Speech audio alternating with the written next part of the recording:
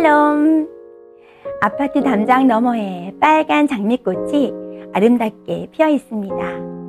장미는 향기도 좋고 아름다운데 가시가 박혀 있어서 손질도 참 어렵고 만질 때 특별히 조심을 해야 합니다. 가시가 없으면 참 좋을 텐데 라는 생각이 들었습니다. 그런데 알고 보니 가시는 동물들로부터 자신을 방어해주고 또 씨앗이 퍼지는 과정에서도 가시 덮인 부분으로부터 씨앗이 흩어지게 되어서 장미꽃 번식에도 도움을 준다고 합니다.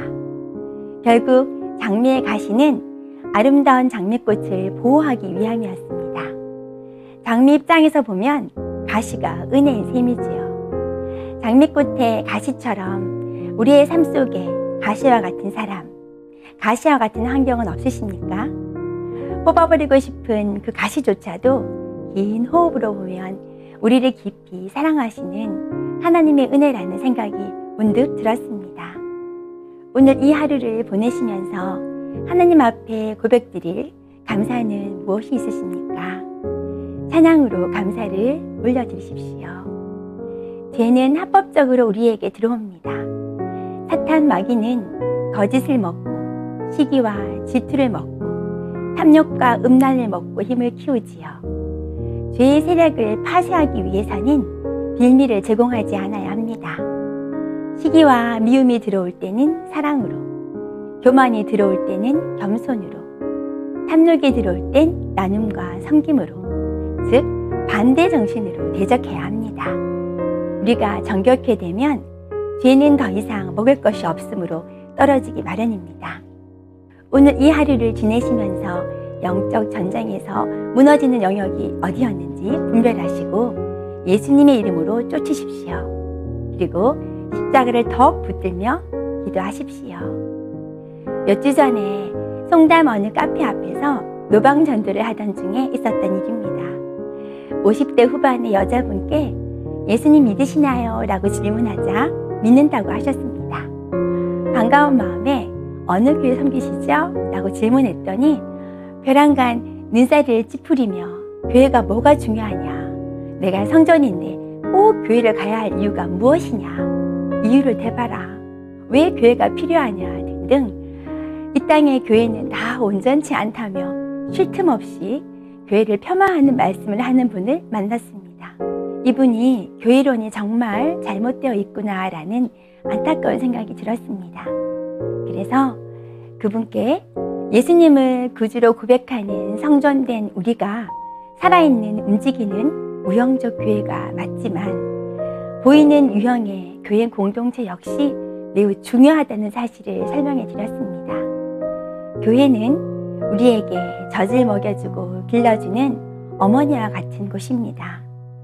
칼빈은 교회를 어머니처럼 섬기지 않는 사람은 하나님을 아버지라 부를 수 없다라고 말씀하셨습니다. 교회를 가까이 하는 것은 예수님을 가까이 하는 것이고 하나님을 가까이 하는 것이기 때문입니다. 에베소서 1장 23절 말씀에 보면 교회는 그의 몸이니 만물을 충만케 하시는 이의 충만함이니라 라고 말씀하고 계십니다.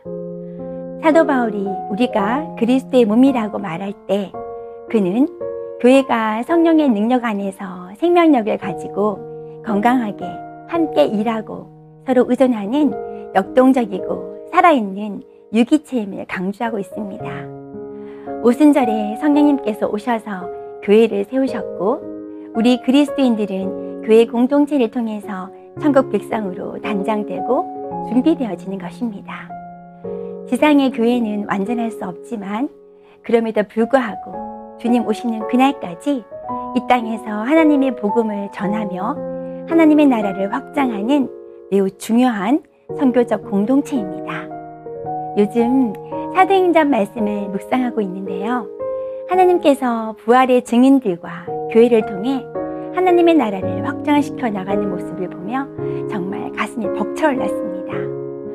사랑하는 안중교회 가족 여러분, 우리 주위를 보면 신앙생활 하시다가 교회를 떠나 있는 분들이 정말 많습니다. 그들을 주님께로 인도하셔야 합니다. 우리 안중교회가 복음 들고 나아가 이 지역에 잃어버린 영혼들을 생명으로 인도하는 구도선의 역할을 넉넉히 감당하기를 소망합니다. 교회는 유람선이 아니라 구도선임을 잊지 마십시오. 선교제와 선교사님들을 위해 기도와 후원을 하고 계신가요? 오늘은 티니지에 계시는 최아브라함 유사라 선교사님의 가정과 사역을 위해 기도해 주시면 좋겠습니다. 안식년 기간 동안 온 가족이 마음을 새롭게 하고 성령으로 충만하도록, 그리고 유사라 선교사님의 척추 측막염이 회복되어지며 또 병상에 계신 아버님의 건강과 신앙 회복을 위해서 기도해 주시면 감사하겠습니다. 우리의 자녀들과 목장 가족들은 예수님의 생명으로 살고 있나요? 생명을 대하는 일은 느림이 필요합니다. 기계가 아닌 인격을 대하기에 여유가 필요하지요. 가족들의 변화를 지켜보려면, 또 그들의 마음을 헤아리려면 기다리는 느림이 필요할 듯 싶습니다. 묵묵히 기도하며 지켜볼 수 있는 여유, 또 모든 판단을 내려놓고 시간을 들여 들어줄 수 있는 여유, 잠시 멈춰서서 숨을 고르고 짧게 침묵한 후 자녀들의 말에 귀를 기울이고 남편의 마음을 들어보고 나 자신의 마음의 소리에 귀를 기울여 보십시오. 마음의 소리에 귀를 기울일 때 놀랍게도 성령님의 세미한 음성이 들릴 것입니다. 개인적인 점검을 하시고 함께 기도하시겠습니다. 생명의 주인이신 아버지, 사람의 지혜는 하나님의 지혜와 비교할 수 없으며 사람의 경험은 하나님의 경륜과 비교할 수 없습니다. 우리의 삶 속에 가시조차도 하나님의 놀라운 섭리와 은혜임을 깨닫게 하시고 매사에 하나님의 지혜를 구하며 하나님 앞에 겸손한 자들이 되게 하옵소서. 아버지, 우리 안중교회 성도들에게 특별히 영혼 구령의 열정을 주시옵소서. 우리의 말과 우리의 전도함이 설득력 있는 사람의 지혜의 말로 하지 아니하고 다만 성령의 나타나심과 능력으로 복음을 힘있게 증거하도록 성령으로 충만케 하여 주옵소서.